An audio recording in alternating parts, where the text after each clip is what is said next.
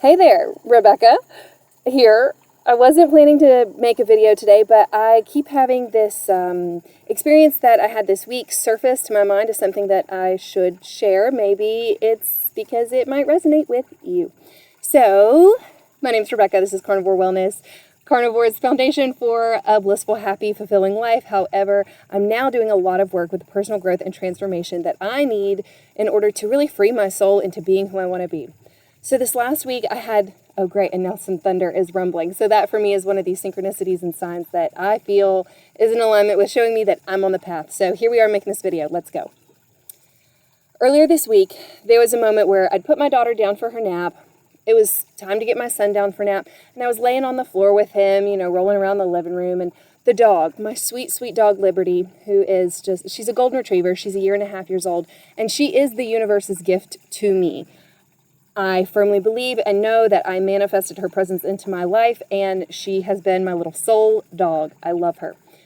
Very gentle dog, not the kind of dog that you can scold and discipline because it just hurts her in a way that she doesn't understand. It's so clear to see if you ever fuss at her or scold her on accident. You can see where I'm going with this, right? I'll get to it. Laying around on the floor with my son, and Liberty got really excited, and she starts prancing around. I said, Liberty, stop, settle, settle. She knows the settle command pretty well. So she tried, but we're wrapped up and loving on each other and being silly, and her energy picked up on that, and she wanted to play too. So I told her again, Liberty, settle, and I'm getting more and more harsh with her. I'm getting more irritable. I'm not keeping my centered, calm nature about myself. I'm trying to get my son down for his nap so that I can go have my me time. That's kind of where my focus was on. It was not really in the present moment as it should have been, because it would have avoided this situation. Well, then she's still excited. She's prancing around, and she steps on my son's, kind of brushes up against his face and hurts him. My very human moment. I lash out at her, and I go, Liberty, stop. And I get in her face, and I pop her on the nose. And I'm sorry. I immediately apologized to her. I said, Liberty, I'm sorry. I shouldn't have popped you. I'm sorry. I felt terrible about it.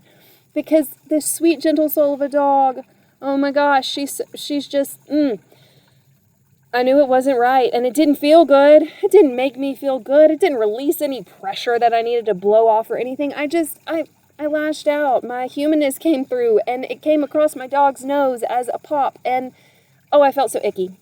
So I stepped aside, whatever. It was time to get my son down for his nap, so I put him down for nap, and I need to take a lap outside, so I walk outside. And, she's prancing along with me because she's so forgiving. Aren't our dogs so amazing? We can be, downright mean and cruel to them in a moment. And then the second minute, they're just right there to be present with us. That's why I say she is my soul dog. She is such a beautiful reflection of the love that this world has for all of us. And I walk outside, and I have this breath. And I end up, I kind of asked myself in that moment, where did that come from? Gosh, how can I work with, how can I feel so icky. And I was just kind of stuck in that icky feeling for a second. And then next thing I know, I flash back. Please don't hit on the window like that. Take that somewhere else, please. And then I have this flashback to childhood. And it's not any one particular memory. It's more like a feeling, where this feeling has come up at many times in life as a child, where for whatever reason, I'm scolded or, rejected or pushed aside, or not physically, but, that feeling of being made to feel less than because something that you did where your intention was not at all harmful, but it just didn't translate into the world as something that was accepted in that moment. Okay, so interrupted by my son came in. My son and dog are at the door. It's kind of serendipitous, right, while I'm making this video. Good little reminder of the two that brought this realization about for me. So back to those hard feelings of what it is to be a kid.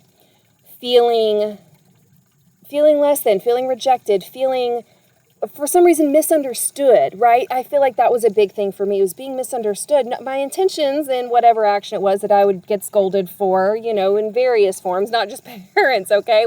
We get scolded in so many forms and fashions, or, just that sense of rejection, we feel it. I connected to that part of my inner child, and, at first I I was kind of angry, and I felt these feelings of anger. Oh, why was I treated that way? And why did people make me feel like I was less than when I was just being myself? And then it hit me, okay? That's what I just did to Liberty. I took that patterned behavior of, whatever it was what she was doing in the moment didn't line up exactly with the way that I felt things should be going. So I lashed out to her to reprimand her as if it was her problem that she wasn't aligned with me. That's not fair. That's not fair at all. We all have the right to exist in our own space and to exist as our own people and to just be and embody what it is that we feel. Something happened to the remainder of the video. It honestly was really good, and it got across a point that has been so key to my healing that I'm going back, I'm doing a take 2, I'm going to get the rest of this message out there for whoever needs to hear it. We talked about how as a child it is difficult to have that sense of rejection, especially when we are still new to the programming of the world and we haven't yet learned our place, and we're just being ourselves. And then when we find that the self that we're being is not acceptable in its current form, that's really challenging. So we've had those experiences. Most of us, I would say, have had those experiences. And they continue into adulthood.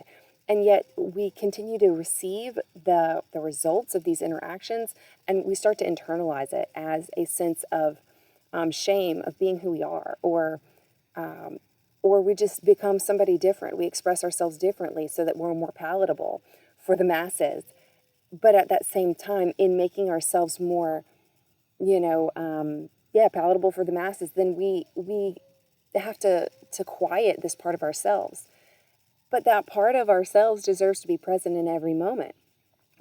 Whereas in my experience, I think I left a lot of those parts and pieces in the past. The boldness, the brightness, the silliness, the over-the-topness. I mean, gosh, one of my grandparents' nicknames for me was Miss Press because we had a lot of sass.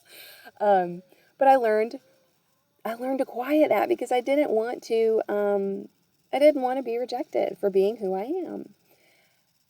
So as I was processing this information, I ended up going out to the shed, just took a nice little quiet minute, sat on the cooler in there, and it kind of hit me as a well of emotion that had to come up. And I went back and I harnessed what it felt like to be that little Rebecca in those moments of rejection.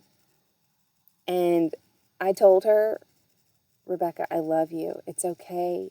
It's okay to be you. It's okay to be exactly as you are in this world because you are a gift and a light to this world. And you have every right. And it is by design that you are here to be your full expressive self.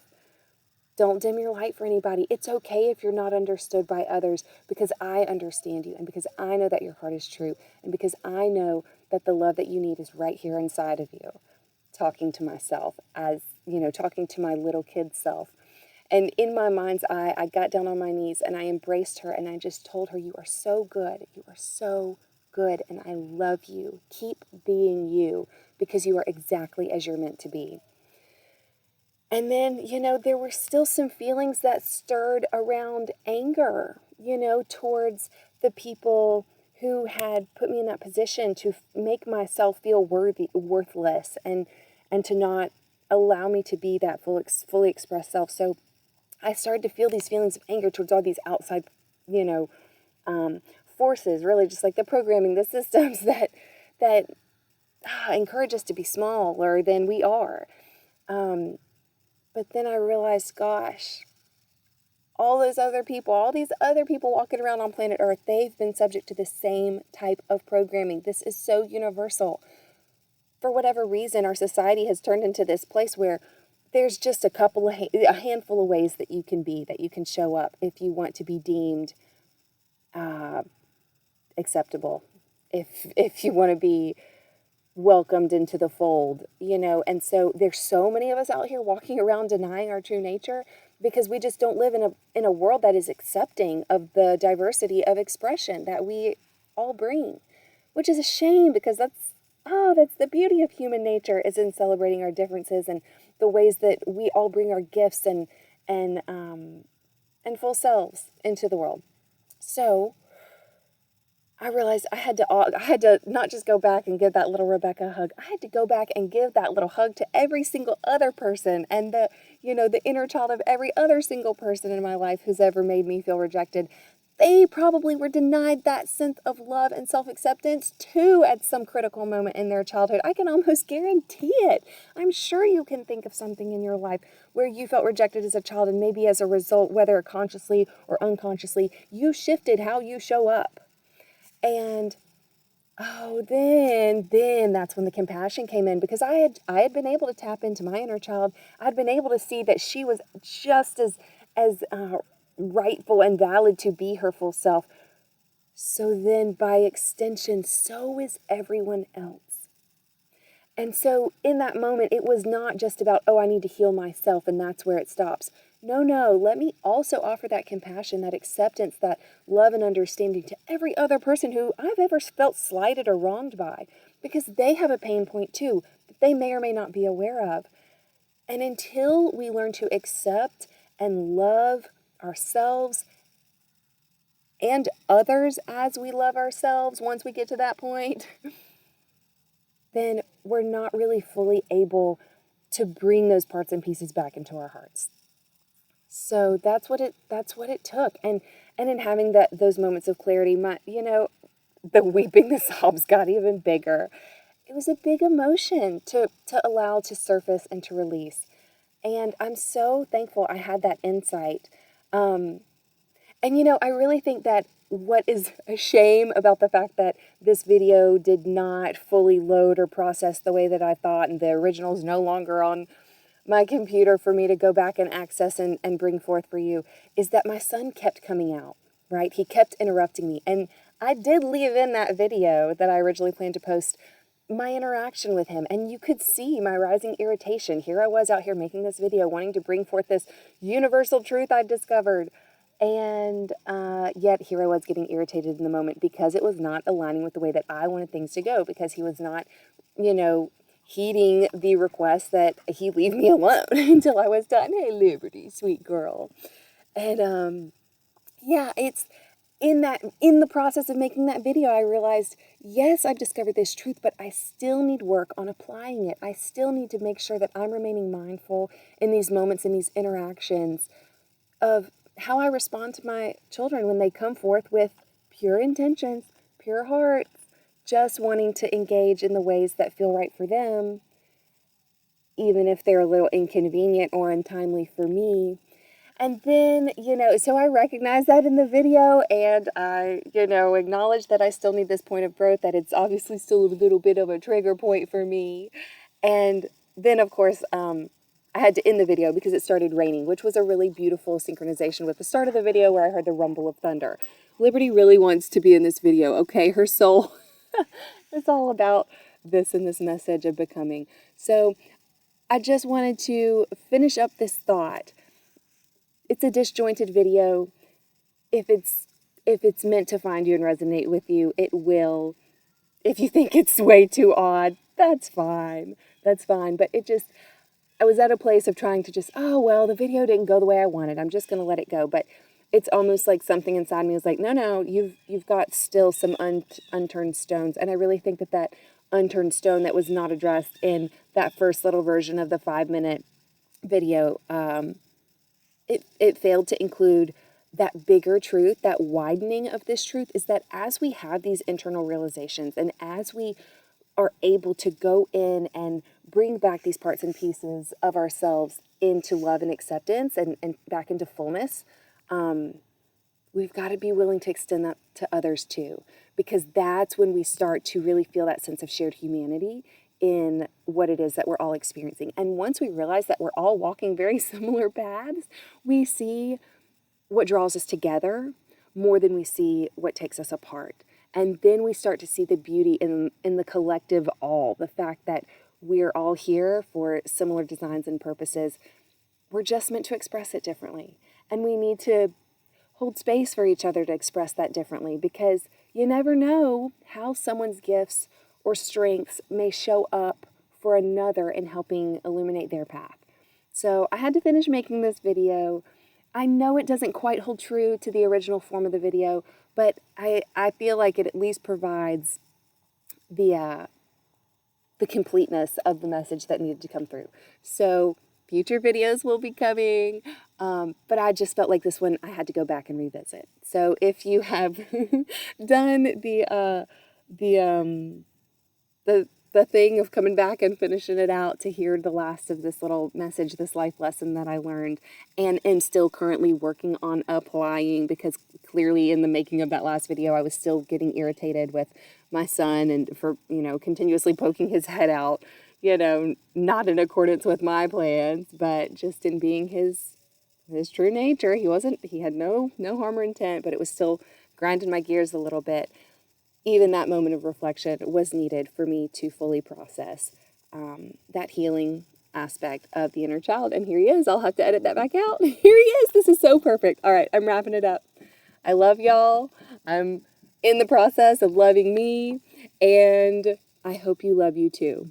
You do love you, so whatever it takes to get back into that remembrance and being, do the work. I'm here for it, and I'm happy to help you with that as well.